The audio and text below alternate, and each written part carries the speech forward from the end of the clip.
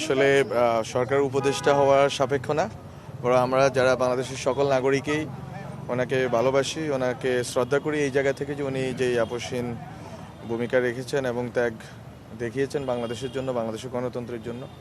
আমরা ওই শ্রদ্ধার জায়গা থেকে ওনাকে দেখতে এসেছি, আমি পার্সোনালি এসেছি।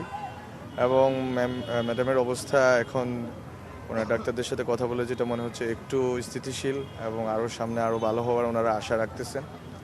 আমরাও দেশবাসীর কাছে আশা বলবো যে সবাই দোয়া করেন।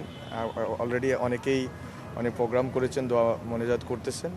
আপনারা সবাই আল্লাহর কাছে দোয়া করেন যাতে হচ্ছে উনি সুস্থতার সাথে আমাদের মধ্যে থাকতে পারেন এবং আমরা যাতে এই নির্বাচন থেকে শুরু করে পরবর্তী যে গণতান্ত্রিক রূপান্তর যেটা ঘটতেছে বাংলাদেশে, এই সময়টাতে যাতে ওনাকে পাই, উনি যাতে থাকেন, তাহলে হয়তো বাংলাদেশে একটা স্মুথ ট্রানজিশন হবে এবং উনি এটা দেখে যেতে পারবেন ওনার সেই ত্যাগ এবং ওনার যেই স্যাক্রিফাইস, সেটার ফসল উনি দেখে যেতে পারবেন যে একটা ডেমোক্রেটিক ট্রানজিশন হলে একটা নির্বাচন, যে নির্বাচনের জন্য উনি চেষ্টা করে গেছেন, নির্বাচনে একটা গণতান্ত্রিক রূপান্তর ঘটে গেলেও এটা উনি দেখে যেতে পারেন এবং বাংলাদেশ যেন একটা স্টেবল একটা কান্ট্রিতে রূপান্তরিত হয়।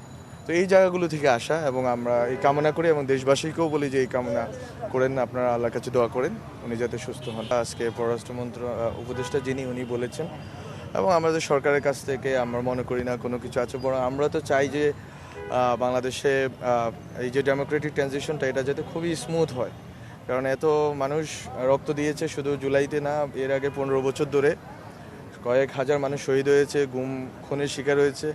ফলে আমাদের এখন একটা ডেমোক্রেটিক ট্রানজিশন দরকার এবং এই ক্ষেত্রে যত রকমের চেষ্টা সরকার করবে। এবং আপনারা দেখেছেন যে মাননীয় প্রধান উপদেষ্টা খুবই আন্তরিক নির্বাচনের ব্যাপারে এবং ওনার নেতৃত্বে আমরা আশা করি যে খুব ভালো মতোই নির্বাচনটা হবে এবং সবার অংশগ্রহণে হবে।